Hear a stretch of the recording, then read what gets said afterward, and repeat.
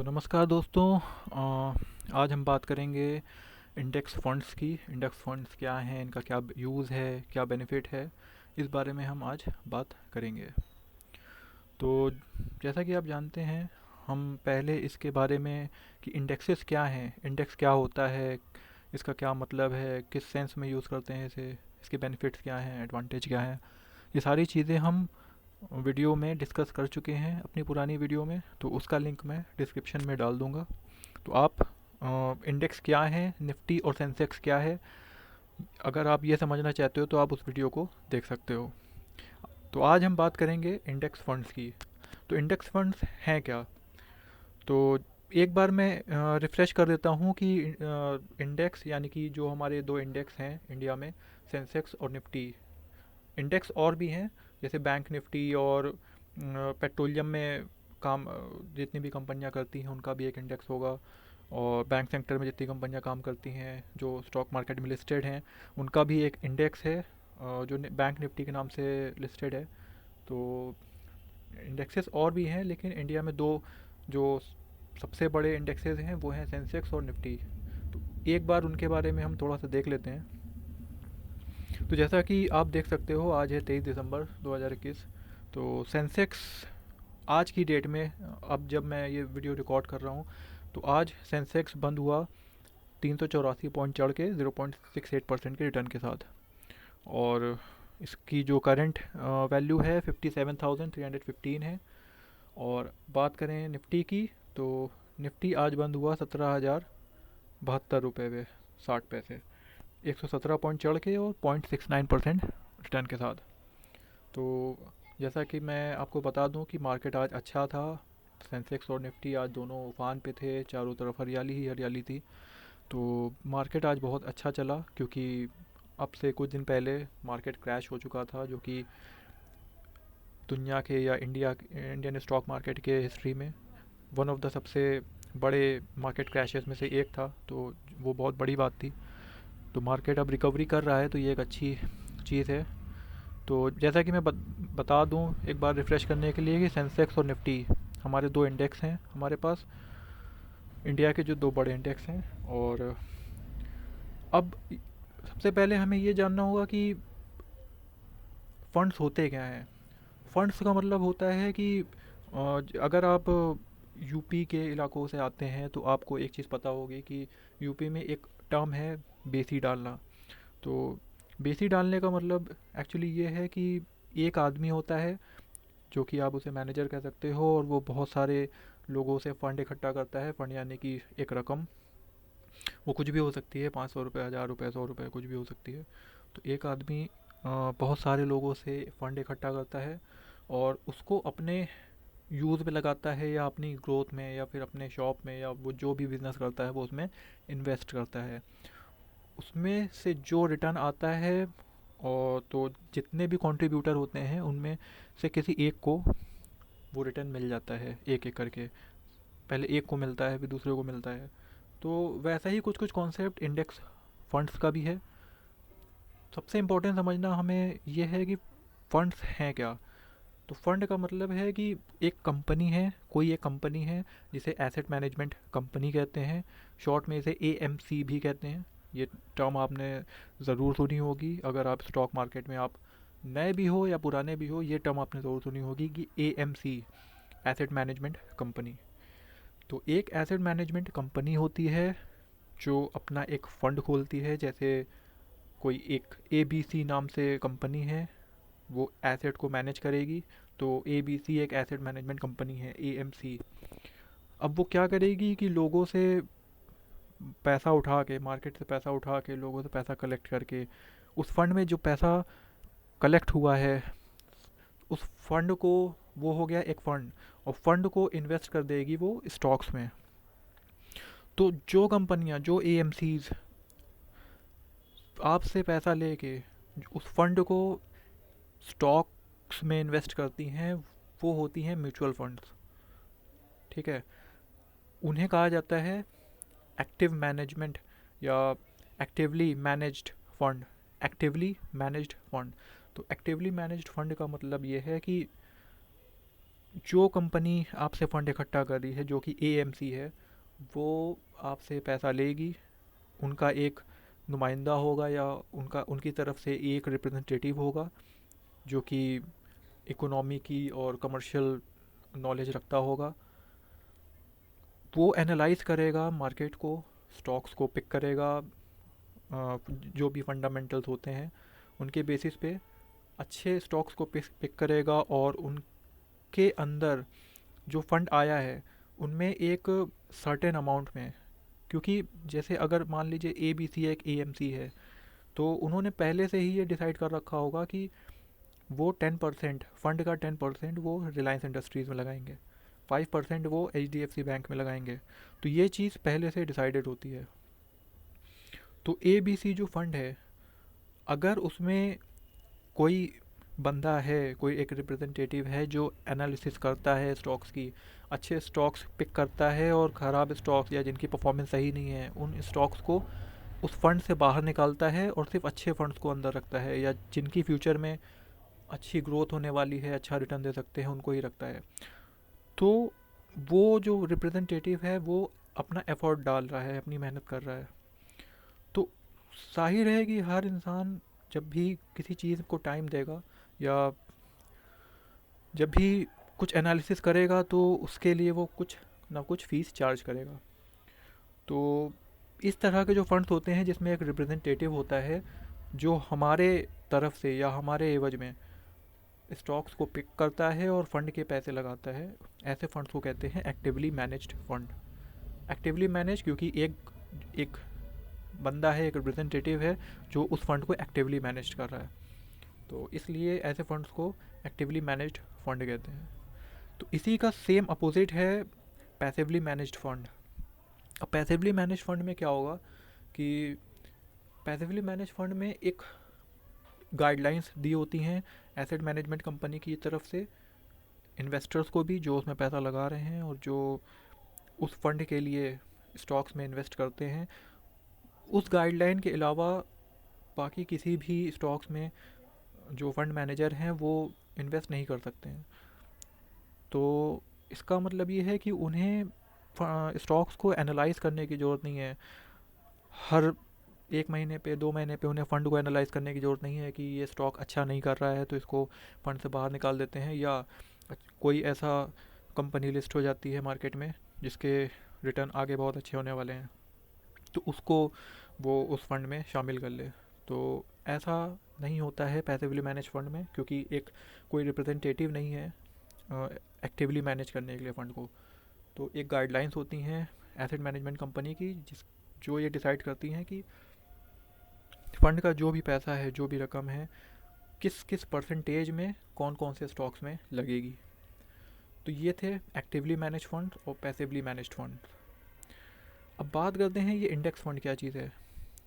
तो मैं पहले ये बता दूं कि दो तरह के फ़ंड होते हैं जो बहुत ज़्यादा पॉपुलर हैं इन्वेस्टर्स के बीच में। एक है इंडेक्स फ़ंड और एक है म्यूचुअल फंड। तो म्यूचुअल फंड्स की बात हम फिर किसी वीडियो में करेंगे, मैं लिंक डाल दूंगा डिस्क्रिप्शन में। म्यूचुअल फंड्स की बात हम फिर कभी करेंगे। आज का हमारा टॉपिक है इंडेक्स फंड। तो जैसा कि मैंने बताया कि पैसिवली मैनेज फंड्स में कोई रिप्रेजेंटेटिव नहीं होता है जो हमारी तरफ से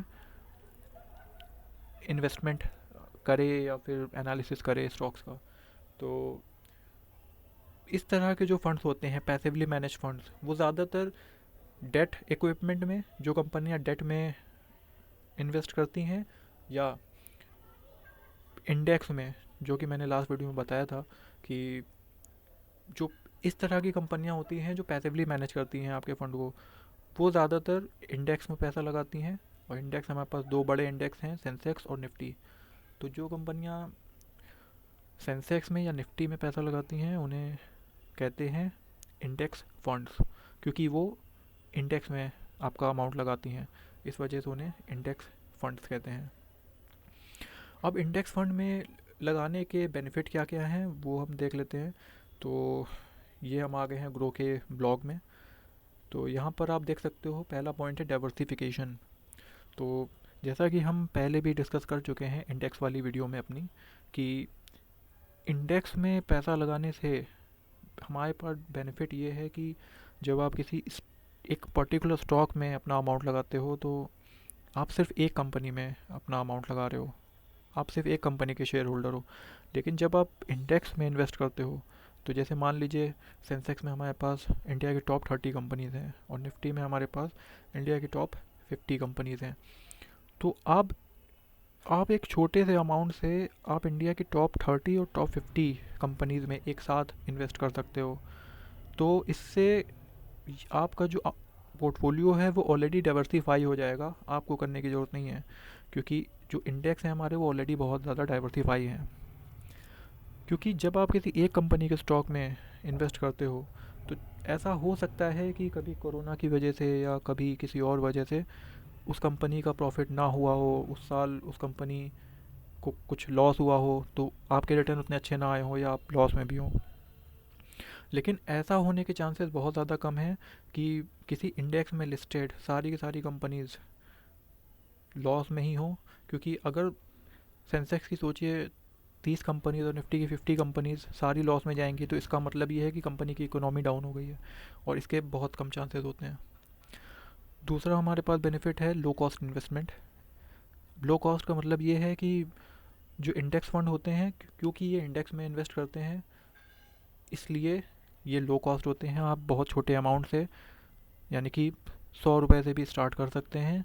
और इनका जो एक्सपेंस रेशियो होता है इंडेक्स फंड्स का बहुत ज़्यादा कम होता है, क्योंकि इसमें कोई कोई भी रिप्रेजेंटेटिव एक्टिवली इन्वॉल्व नहीं है जो एनालिसिस कर रहा है स्टॉक पे।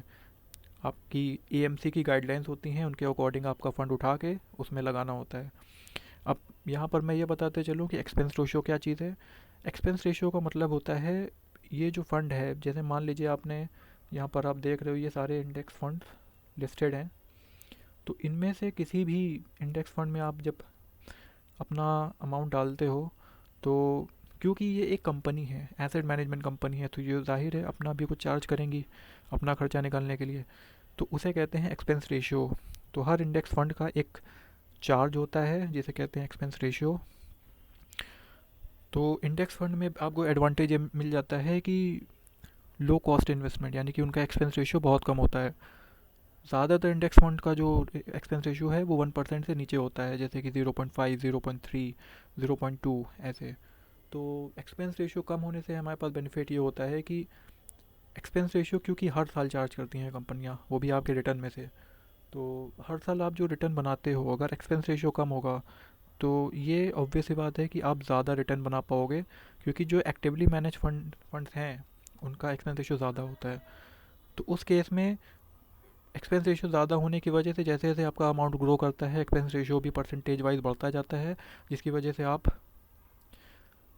उतना अच्छा रिटर्न नहीं बना सकते लॉन्ग टर्म में जितना आप इंडेक्स फंड में बना सकते हो, क्योंकि यहाँ पर एक्सपेंस रेशियो कम होती है। फ्लेक्सिबिलिटी, फ्लेक्सिबिलिटी जैसा कि आपको पता होगा कि हम किसी इंडेक्स फंड में SIP कर सकते हैं, जिसे कहते हैं सिस्टमेटिक इन्वेस्टमेंट प्लान। आप एक मोड सेट कर सकते हो कि आपके अकाउंट से हर महीने 500 रुपीज़ या 100 रुपीज़ अपने आप डिडक्ट हो जाएं, ताकि आपको खुद जाके इन्वेस्ट करने की ज़रूरत ना पड़े, या आप अगर डिसिप्लिन नहीं हो इन्वेस्ट करने के मामले में, तो आप SIP कर सकते हो, जिससे आपके अकाउंट से खुद उतना अमाउंट हर महीने डिडक्ट हो जाएगा और आपकी इन्वेस्टमेंट भी अच्छी होगी। तो SIP का भी ऑप्शन होता है हमारे पास इस तरह के फंड्स में। और नो बायस्ड इन्वेस्टिंग, नो बायस का मतलब ये है कि जैसा कि मैंने बताया कि एसेट मैनेज कंपनीज जो हैं AMCs, ये पहले से डिसाइड करके रखती हैं कि वो किस स्टॉक्स में कितना परसेंटेज इन्वेस्ट करने वाली हैं, और वो जल्दी चेंज नहीं होता है। वो तभी चेंज होगा जब निफ्टी और सेंसेक्स के स्टॉक्स चेंज हो जाएंगे, और वो जल्दी नहीं होता है। तो इसलिए इसमें ज़्यादा कुछ सोचना नहीं है, सिर्फ आपसे फ़ंड उठाना है और इंडेक्स में इन्वेस्ट कर देना है। तो इसलिए ये किसी एक स्टॉक की तरफ बायस नहीं हो सकते कि किसी एक कंपनी में इन्होंने 10% इन्वेस्ट कर दिया और दूसरी कंपनी में इन्होंने 5 की जगह 20% इन्वेस्ट कर दिया। AMC की गाइडलाइंस होंगी, उसके अकॉर्डिंग ही ये इन्वेस्ट कर सकते हैं। तो ये थे इंडेक्स फंड्स। आइए अब हम बात कर लेते हैं कुछ, आपके मन में ये क्वेश्चन होगा कि कुछ इंडेक्स फंड्स आपको जानने की ज़रूरत हो सकती है कि इंडिया में कौन कौन से बेस्ट इंडेक्स फंड्स हैं। तो उनके लिए पहले मैं एक एग्ज़ाम्पल ले लेता हूँ। एक इंडेक्स फ़ंड का जो कि मेरा पर्सनल फेवरेट है, ICICI potential Sensex index fund direct growth. ये है इसका नाम, मैं ग्रो ऐप का यूज़ कर रहा हूँ। तो ये मेरा पर्सनल फेवरेट है। मैं पहले ये क्लियर कर दूँ कि ये कोई रिकमेंडेशन नहीं है, आपको अपनी रिसर्च करनी पड़ेगी। लेकिन मैं आपको तरीका बताने जा रहा हूँ जिससे मैं डिसाइड करता हूँ कि कोई इंडेक्स फ़ंड अच्छा है कि नहीं। तो जैसे मैंने यहाँ पर इसको सर्च कर लिया, आईसीआईसीआई का Sensex index fund. Sensex index का मतलब है कि ये जो फ़ंड है ये सेंसेक्स में, सेंसेक्स यानी कि इंडिया की टॉप 30 कंपनीज़ में आपका जो फ़ंड है वो लगाएगा। अब ये जो फंड्स हैं ये इंडेक्स में आपका अमाउंट लगाते हैं, तो इसका मतलब ये है कि ये जो ग्राफ है ये सेंसेक्स को ट्रैक करेगा। सेंसेक्स को ट्रैक करने का मतलब ये है कि जैसे मान लीजिए आज सेंसेक्स 200% ऊपर चढ़ा या कल 200% नीचे गिरा था, तो ये जो ग्राफ है ये सेंसेक्स को ट्रैक कर रहा है। सेंसेक्स अगर 200 पॉइंट ऊपर जाएगा तो ये फंड भी 200 पॉइंट ऊपर जाएगा, लेकिन अगर सेंसेक्स 200 पॉइंट नीचे जाएगा तो ये ग्राफ भी 200 पॉइंट नीचे जाएगा। तो ये ग्राफ उसी को कॉपी कर रहा है। इंडेक्स फंड इसलिए बताए जाते हैं कि ताकि हमारे पास सहूलियत हो, ताकि हम इंडेक्स में इन्वेस्ट कर सकें। अब जब हम नीचे आते हैं तो ये किसी ऐप के डिपेंडेंट नहीं है। मैं यहाँ पर ग्रो ऐप यूज़ कर रहा हूँ, आप कोई और ऐप यूज़ कर सकते हैं, जैसे कि ज़रूरत अपस्टॉक्स या एंजल बुकिंग, आप कुछ भी यूज़ कर सकते हैं। लेकिन ये ज़्यादातर चीज़ें वहाँ पर भी कॉमन ही होंगी। जैसे हर फंड का एक NAV होता है जिसका फुल फॉर्म है नेट एसेट वैल्यू। तो NAV का मतलब है कि इस फंड को एक एक यूनिट, जैसे स्टॉक में शेयर्स होते हैं, आप एक शेयर बाय करते हो, उसी तरह से किसी फंड में आप NAV से एक एक यूनिट बाय करते हो। तो उस यूनिट की जो प्राइस होती है उसे कहते हैं NAV, फुल फॉर्म है नेट एसेट वैल्यू। तो यहाँ पर आप देख सकते हो कि 22 दिसंबर जो कि आज है, नेट एसेट वैल्यू इसकी है 18 रुपये 16 पैसे। तो इसका मतलब ये है कि अगर आप 100 रुपये इस इंडेक्स फंड में इन्वेस्ट करोगे तो आपको 18 रुपये के हिसाब से उतनी यूनिट्स मिलेंगी। इसकी रेटिंग है 3। तो हर फंड की को एक रेटिंग दी जाती है। मेरा रिकमेंडेशन इस मामले में ये रहेगा कि जितने भी फंड्स हैं जिनकी रेटिंग 3 या 3 से ज़्यादा है, आप सिर्फ वो नहीं सेलेक्ट करें। जिनकी रेटिंग 3 से कम है उनको उनसे दूर रहें, क्योंकि ऐसे फंड्स, जिन फंड्स की रेटिंग अच्छी नहीं है उसमें इन्वेस्ट करने का कोई मतलब नहीं है। तो आप ऐसे फंड से दूर रहें जिनकी रेटिंग 3 से कम हो। अगर किसी फ़ंड की रेटिंग 4 है या 5 है, 5 वाली 5 वाला फ़ंड है, तो ये बहुत अच्छी बात है, क्योंकि ज़ाहिर है कि उनका फ़ंड साइज़ बहुत ज़्यादा होगा, लोग उन पर ट्रस्ट कर रहे होंगे, तभी उनकी रेटिंग 5 है। अब यहाँ पर है मिनिमम SIP अमाउंट जो कि 100 रुपीज़ है। इसका मतलब ये है कि आप इस फ़ंड में हर महीने मिनिमम 100 रुपीज़ इन्वेस्ट कर सकते हो। आप जो भी SIP ऑर्डर लगाओगे, जैसा कि मैंने बताया कि हर महीने आपके अकाउंट से डिडक्ट हो जाएंगे उतना ही अमाउंट। अगर आप इसमें 100 रुपये की SIP करते हो तो हर महीने आपके अकाउंट से 100 रुपये डिडक्ट हो जाएंगे। आपको हर बार यहाँ आके इन्वेस्ट करने की ज़रूरत नहीं है। इसके बाद आता है फ़ंड साइज़। तो जैसा कि आप देख रहे हो कि फ़ंड साइज़ का है 394.55 करोड़, जो कि बहुत अच्छा है। किसी भी फ़ंड में इन्वेस्ट करने से पहले आपको उसका फ़ंड साइज़ देख लेना चाहिए, क्योंकि फ़ंड साइज़ बड़ा होगा इसका मतलब है वो फ़ंड ट्रस्टेड है और आप भी उस पर ट्रस्ट कर सकते हो। इसके बाद आता है मंथली ऑर्डर ट्रेंड। आप देख सकते हो SIP ऑर्डर 64% है और वन टाइम ऑर्डर 35% है। तो SIP ऑर्डर्स आप देख रहे हो ज़्यादा हैं, लोग SIP पे ज़्यादा भरोसा करते हैं, क्योंकि जब भी आप कोई महंगी चीज़ लेते हो तो आप खुद ये देख सकते हो कि किश्तों में लेना उसे ज़्यादा आसान होता है, ना कि उसको एक बार में लेना। तो SIP एक तरह से आप किश्त अदा कर रहे हो इस फंड को, और वन टाइम का मतलब है कि आप एक ही बार में पैसा लगा सकते हो। अगर आपके पास एक लमसम अमाउंट है, लमसम मतलब आपके पास एक कोई बहुत बड़ा अमाउंट कलेक्ट हो गया है और आप उसको एक बार में लगाना चाहते हो, तो उसे कहते हैं लमसम अमाउंट। तो फंड्स के केस में उसे कहते हैं वन टाइम ऑर्डर्स। तो आप वन टाइम भी कर सकते हो, लेकिन जो रिकमेंडेड है वो SIP ही है, कि आपको फंड्स में SIP ही करनी चाहिए। SIP करने का रीज़न ये है क्योंकि जब आप साल के 12 महीने में हर महीने SIP करते हो, तो कभी ऐसा होता है कि हमारा जो फंड है उसका जो पॉइंट है वो कभी ऊपर चढ़ा हुआ है, कभी नीचे गिरा हुआ है। तो जब नीचे गिरा होगा तो आपको ज़्यादा यूनिट्स मिलेंगी, इस वजह से SIP करना हमेशा बेनिफिट देता है वन टाइम के कंपैरिजन में। यहाँ आप रिटर्न कैलकुलेटर देख सकते हो। अगर आप हर महीने 500 की एसआईपी करते हो तो आपका जो अमाउंट है 6 मंथ्स में इतना हो जाएगा, 1 मंथ में इतना हो जाएगा, और 3 मंथ्स में, 3 ईयर्स में सॉरी, इतना हो जाएगा। और अगर आप वन टाइम करते हो तो आप कंपेरिजन कर सकते हो, अगर आपने वन टाइम किया और आपने इतना अमाउंट लगाया तो 3 ईयर्स में आपका इतना अमाउंट ये बना के दे देगा ये फंड। इसके बाद आते हैं रिटर्न्स एंड रैंकिंग्स में। तो ये जो बाकी के इंडेक्स फंड्स हैं उनके साथ इसका कंपैरिजन दिया हुआ है, और क्योंकि ये एक इंडेक्स फंड है तो इसलिए बाकी के इंडेक्स फंड भी यहाँ पर सजेस्ट करे गए हैं। यहाँ पर आप रेटिंग देख सकते हो, इस फंड की रेटिंग 4 है। फंड साइज़ भी दिया हुआ है। ये फंड आप देख सकते हो 2000 करोड़ का है, तो ये बहुत अच्छा है, इसकी रेटिंग भी 4 की है, तो ये एक अच्छी चीज़ है।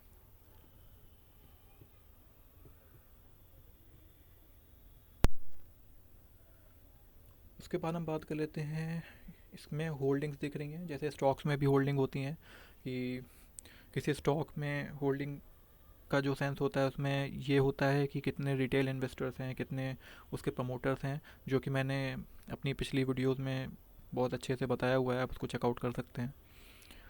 तो उसी तरीके से, क्योंकि अब ये लॉजिकल सी बात है कि क्योंकि ये फंड आईसीआईसीआई सेंसेक्स में इन्वेस्ट कर रहा है, तो जो इसकी होल्डिंग होगी वो भी सेंसेक्स के स्टॉक्स की होगी। तो क्योंकि सेंसेक्स में इंडिया के टॉप 30 कंपनीज आती हैं, तो इंडिया की जो भी टॉप 30 कंपनीज होगी वही इस फंड की भी होल्डिंग होगी। इसका मतलब क्या है? इसका मतलब है कि रिलायंस इंडस्ट्रीज़ में इसके 12.3% एसेट्स हैं। तो जैसा कि आप यहाँ देख सकते हो, परसेंटेज वैल्यू दी गई है। ये जो परसेंटेज है, ये परसेंटेज ये बताते हैं कि सेंसेक्स में इस कंपनी का कितना कंट्रीब्यूशन है, एचडीएफसी का कितना कंट्रीब्यूशन है, इन्फोसिस का कितना कंट्रीब्यूशन है। तो इससे ये पता चलेगा कि सेंसेक्स में, क्योंकि ये सेंसेक्स फंड है, तो सेंसेक्स में इन कंपनीज़ का कितना कंट्रीब्यूशन है। तो क्योंकि ये जो फंड है ये सेंसेक्स को ट्रैक कर रहा है, तो और सेंसेक्स रिलायंस इंडस्ट्रीज़ में 12% लगाता है, इस वजह से ये जो फंड है आईसीआईसीआई, ये भी रिलायंस इंडस्ट्रीज़ में 12% यानी कि 12.3% एग्जैक्टली लगाएगा। एचडीएफसी बैंक में 10.3% एग्जैक्टली लगाएगा, क्योंकि ये सेंसेक्स को ट्रैक कर रहा है। अब इससे यहाँ पर इस चीज़ से बेनिफिट ये हो जाता है कि फ़ंड मैनेजर को ये सोचने की ज़रूरत नहीं है कि उसको किस कंपनी के कौन से और कितने स्टॉक्स खरीदने हैं। वो सिंपली अपना फ़ंड साइज़ देखेगा, जो भी उसका फ़ंड है, जैसे मान लीजिए 100 रुपीज़ का उसका अमाउंट है, कलेक्ट होगा, जो उसने बाकी इन्वेस्टर से कलेक्ट किया है। अब उस 100 रुपीज़ में से 12.3% यानी कि 12 रुपये वो रिलायंस इंडस्ट्रीज में लगा देगा और 10 रुपये एचडीएफसी में लगा देगा, जो कि फिक्स्ड है। इस वजह से उसको एनालिसिस करने की ज़रूरत नहीं है, और जिस वजह से इसका एक्सपेंस रेशियो कम हो जाता है। अब यहाँ पर आप देख सकते हो कि ये जो इंडेक्स फंड है ये और कहाँ कहाँ अपना जो फंड है वो इन्वेस्ट करता है। तो जैसा कि आप देख सकते हो, इक्विटी में 99.8% है। हम अपनी पुरानी वीडियो में डिस्कस कर चुके हैं कि इक्विटी किसे कहते हैं। मैं फिर से बता देता हूँ कि इक्विटी जो है शेयर्स को कहते हैं, जो स्टॉक मार्केट में इन्वेस्ट करते हैं उसे इक्विटी कहते हैं। तो 99.8% जो अपना अमाउंट है ये फंड इक्विटी यानी कि शेयर्स में इन्वेस्ट करता है, और 0.2% कैश रखता है। अब कैश रखने का मकसद ये है कि जब भी आप किसी फंड को रिडीम करते हो या अपने यूनिट्स को बेचते हो, तो आपको 2 से 3 दिन में आपका अमाउंट मिल जाता है। लेकिन कंपनी का तो जो आपका जो फंड है वो तो कंपनी ने स्टॉक में इन्वेस्ट कर रखा है। तो क्योंकि इन्वेस्टमेंट ख़राब ना हो, इस वजह से कंपनीज क्या करती हैं, ये जो कैश इन हैंड है इसको उठा के आपको दे देती हैं, और वो पैसा इन्वेस्टेड ही रहता है। तो ये हो गया होल्डिंग का एनालिसिस।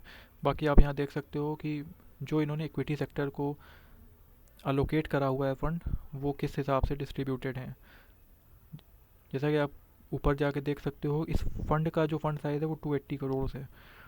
और यहाँ पर आप ग्राफ में देख सकते हो कि इन्होंने फाइनेंशियल सेक्टर में 40%, टेक्नोलॉजी में 19%, अदर्स में 18%, एनर्जी में 14.3%, और एफएमसीजी जो कि खाने पीने की कंपनीज होती हैं जैसे नेस्ले, आईटीसी, हिंदुस्तान यूनिलीवर, तो उस तरह की कंपनी में 7.84% का इन्होंने डिस्ट्रीब्यूशन कर रखा है। इसका मतलब ये है कि इनका जो पोर्टफोलियो है पूरी तरह से डाइवर्सिफाइड है, लॉस होने के चांसेस बहुत ज़्यादा कम है।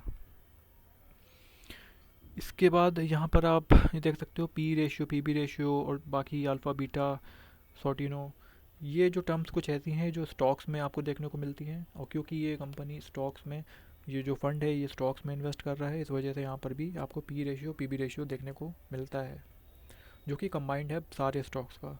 जैसे P ratio P B ratio combined होता है किसी एक स्टॉक्स के लिए, लेकिन यहाँ पर क्योंकि ये सेंसेक्स में इन्वेस्ट करता है और सेंसेक्स में 30 कंपनीज हैं, तो ये जो P ratio P B ratio निकल के आया है ये कंबाइंड है उन सारे 30 कंपनियों का। बाकी यहाँ पर आप देख सकते हो प्रोज और कॉन्स, कि इसके प्रोज क्या हैं और कॉन्स क्या हैं। एग्ज़िट लोड ज़ीरो है, यानी कि एग्ज़िट लोड का मतलब है कि अगर आप इस फंड में अपना अमाउंट इन्वेस्ट करते हो और 1 महीने बाद आप सोचते हो कि ये फंड आपको अच्छा नहीं लग रहा है और आप एग्ज़िट करने की सोचते हो, तो आपको एक भी रुपये पे नहीं करना पड़ेगा। इस वजह से एग्ज़िट आप फ्री में कर पाओगे और इंडेक्स फंड सस्ते होते हैं। Lower expense ratio 0.17। तो जैसा कि मैंने बताया कि मेरा one of the favourite index fund है, क्योंकि इसका जो एक्सपेंस रेशियो है बहुत कम है, 0.17। यानी कि अगर आप इस इस फंड में 100 रुपये लगाओगे तो आपको सिर्फ जो आपको रिटर्न मिलेगा उस पर आपको सिर्फ 17 रुपीज़ देने हैं। क्योंकि बहुत सारे फंड्स ऐसे हैं जिनमें आपको एक्सपेंस रेशियो देखने को मिलता है 1.5-2%। तो उस केस में जहाँ वहाँ पर आपको 20 रुपीज़ देने हैं, लेकिन यहाँ पर आपको सिर्फ, जब आप 100 रुपीज़ लगाओगे तो आपको सिर्फ 17 रुपीज़ देने हैं, या 17 रुपीज़ का, अगर 100 रुपीज़ का आपको रिटर्न मिलता है तो आपको सिर्फ 17 रुपीज़ देने हैं। तो ये एक्सपेंस रेशियो जितना कम होगा उतना अच्छा है इंडेक्स फंड के लिए। एक्सपेंस रेशियो से आप अंदाज़ा लगा सकते हो कि कोई फंड अच्छा है। अब यहाँ पर कुछ टर्म्स हैं, expense ratio, exit load and tax. तो एक्सपेंस रेशियो आप देख सकते हो 0.17% का, जो कि बहुत ज़्यादा कम है। बहुत ज़्यादा एनालिसिस करने के बाद मैंने ये फंड निकाला है। इसका एक्सपेंस रेशियो 0.17 है, जो कि बहुत बहुत बहुत अच्छा है। तो आप इसके बारे में सोच सकते हो। इंक्लूसिव ऑफ जीएसटी, यानी कि 0.17% ये कंपनी चार्ज करेगी आपसे हर साल, और प्लस जीएसटी, जो भी जीएसटी वो लेना चाहती हैं। एग्जिट लोड इसका नील है। इसका मतलब, एग्जिट लोड का मतलब है कि मान लीजिए आप 100 रुपीज़ में इन्वेस्ट करते हो, एक हफ्ते के बाद आप सोचते हो कि नहीं, मुझे इस फंड में नहीं इन्वेस्ट करना है आगे, और आप किसी और फंड में अपना अमाउंट डालना चाहते हो या आप अपना अमाउंट निकालना ही चाहते हो, तो उसके लिए ये जो फ़ंड है कोई चार्ज नहीं करेगा। ऐसा इसलिए क्योंकि बहुत सारे फ़ंड ऐसे भी हैं जो चार्ज करते हैं एग्ज़िट लोड। यानी कि जब आप एक लिमिटेड टाइम से पहले, यानी कि 1 महीने से पहले या 6 महीने से पहले आप उस फंड को छोड़ना चाहते हो, तो वो आपको चार्ज करती हैं, जिसे वो एग्ज़िट लोड से डिनोट करती हैं। यह है स्टैम्प ड्यूटी जो गवर्नमेंट लगाती है, 0.05005। ये जो अमाउंट होता है वो गवर्नमेंट को जाता है। इसके बाद टैक्स इम्प्लीकेशंस। अब क्योंकि जब आ, जब आप किसी फंड में इन्वेस्ट करते हो और एक लंबे टाइम के लिए, यानी कि 5 साल, 10 साल, 20 साल के लिए छोड़ देते हो, और अल्टीमेटली वो जो अमाउंट बन के आता है उसे कहते हैं मेचोरिटी। तो मेचोरिटी में के बाद, जैसे आपने 2 साल किसी फंड में इन्वेस्टमेंट करी, और तो जाहिर है कि आपका जो अमाउंट है कुछ बड़ा होगा, तो जब आप उस अमाउंट को निकालेंगे तो उस पर गवर्नमेंट कुछ चार्ज करेगी। तो वो कैसे होता है, अगर आप 1 साल से पहले, जैसे मान लीजिए इस फंड में आपने इन्वेस्ट किया और 1 साल से पहले आपने अपना अमाउंट निकाल लिया, तो अगर आपका रिटर्न, ना कि आपका टोटल अमाउंट, अगर आपका रिटर्न जो है 1 लाख के ऊपर है, तो आपको 10% का टैक्स देना पड़ेगा, जिसे कहते हैं long term capital gains, LTCG tax, जो कि आपको 10% का देना होगा अगर आप 1 साल से ऊपर निकालते हो। अगर आप 1 साल के बाद निकालते हो इस फंड से अपना अमाउंट, तो आपको 10% का LTCG यानी कि long term capital gain tax देना पड़ेगा। और अगर आप 1 साल से पहले निकालते हो और आपका जो मेचोरिटी अमाउंट है, यानी कि रिटर्न, ना कि टोटल अमाउंट, अगर आपका मेचोरिटी अमाउंट 1 लाख से ऊपर है और आप 1 साल से पहले निकालते हो, तो आपको 15% का टैक्स देना पड़ेगा, जिसे शॉर्ट टर्म कैपिटल गेन कहते हैं, STCG। तो ये दो टर्म्स हो गई, STCG and long term LTCG। Long term का मतलब है 1 साल से ज़्यादा, और शॉर्ट टर्म का मतलब है 1 साल से पहले। अब यहाँ पर आप देख सकते हो, मिनिमम इन्वेस्टमेंट 100 रुपये की कर सकते हो, सेकेंड इन्वेस्टमेंट 100 रुपये की कर सकते हो, SIP भी 100 रुपये की कर सकते हो। उसका मतलब ये है कि अगर आप वन टाइम करना चाहते हो, जैसे आप नेक्स्ट मंथ नहीं लगाना चाहते, SIP नहीं करना चाहते हो, तो सिर्फ आप एक बार में 100 रुपये डाल सकते हो। फिर उसके बाद कभी आपका मन होता है तो दोबारा डाल सकते हो। तो वो 100 रुपये हैं, और SIP भी 100 रुपये की है। बाकी यहाँ पर फंड मैनेजमेंट का नाम दिया हुआ है, ये दोनों इस फंड को मैनेज करने वाले दोनों जो इसके फंड मैनेजर हैं वो हैं केजार्ड एलगेम एंड निशित पटेल। अब इनके बारे में डिटेल्स पढ़ सकते हो यहाँ से कि इन्होंने कहाँ से पढ़ाई करी है और इसके पहले इन्होंने कौन कौन से फंड को मैनेज किया हुआ है, तो आप यहाँ से देख सकते हो। बाकी यहाँ से आप कंपेयर कर सकते हो। और इंडेक्स फ़ंड के बारे में जितनी भी चीज़ें थी आई होप मैंने कवर कर ली हैं। अब आपको अगर जानना है कि जो बेस्ट इंडेक्स फंड्स हैं इंडिया के वो कौन कौन से हैं, तो उसके लिए आप मैं ये लिंक दे दूंगा डिस्क्रिप्शन में, आप वहाँ से जाके देख सकते हो। जो ग्रो का जो ब्लॉग है उन्होंने सारे इंडेक्स फंड्स को लिस्ट कर रखा है जो निफ्टी और सेंसेक्स दोनों में इन्वेस्ट करते हैं, तो आप वहाँ से सजेशंस ले सकते हो। लेकिन मैं फिर कहता हूँ कि ये कोई सजेशन नहीं है, आपको अपनी खुद की एनालिसिस करके ही इन्वेस्ट करना चाहिए, ना कि किसी के कहने पे, अपने किसी पड़ोसी के कहने पे या किसी यूट्यूबर के कहने पे इन्वेस्ट करना चाहिए। हम सिर्फ आपको सजेस्ट कर सकते हैं, एनालिसिस आपको खुद ही करनी पड़ेगी। तो जैसा कि आप देख सकते हो ये हमारे पास कुछ इंडेक्स फंड्स जो कि अपनी कैटेगरी में बेस्ट हैं। I D F C, H C I C I, H D F C, Nippon India, U T I, Tata index, Nippon India, Nifty plan. तो आप इस ब्लॉग को पढ़ सकते हो, मैं लिंक डिस्क्रिप्शन में डाल दूँगा। उम्मीद करता हूँ कि मैंने आपको इंडेक्स फंड्स अच्छे से समझा दिया होगा, क्योंकि मैंने आपको बहुत स्टडी करी है इसके बारे में और बहुत डीप में जाने के बाद मैंने बहुत मुश्किल से इस चीज़ को मैंने कोशिश करी कि आपको सिंपल से सिंपल लैंग्वेज में आपको समझा पाऊँ। तो उम्मीद करते हैं कि आपको समझ में आ गया होगा। अब इसमें बस एक चीज़ जानने के लिए ये है कि जो इस तरह के इंडेक्स फंड्स होते हैं उसमें कॉन्स क्या हैं। तो कॉन्स की बात कर लेते हैं। कॉन्स यानी कि इसमें प्रॉब्लम्स क्या हैं या डिसएडवांटेज क्या हैं या फिर इसमें क्या इशू हो सकता है। तो इंडेक्स फंड्स के साथ एक प्रॉब्लम ये है कि जैसे बहुत सारे फंड्स हैं, जैसे यहाँ पर आप देख सकते हो कि 19 ETFs हैं।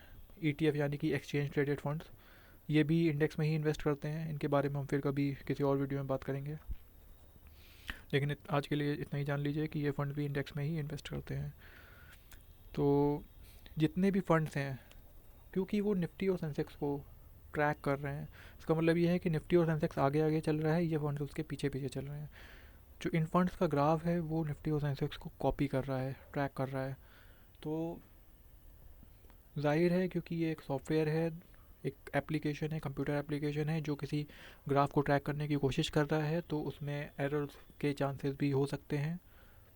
ज़रूरी नहीं है कि अगर निफ्टी यहाँ पर 0.69% चढ़ा है, 117 पॉइंट, तो ये जो फंड है या इनमें से कोई भी फंड है वो एग्जैक्टली 0.69% का ही रिटर्न दे उस दिन के लिए।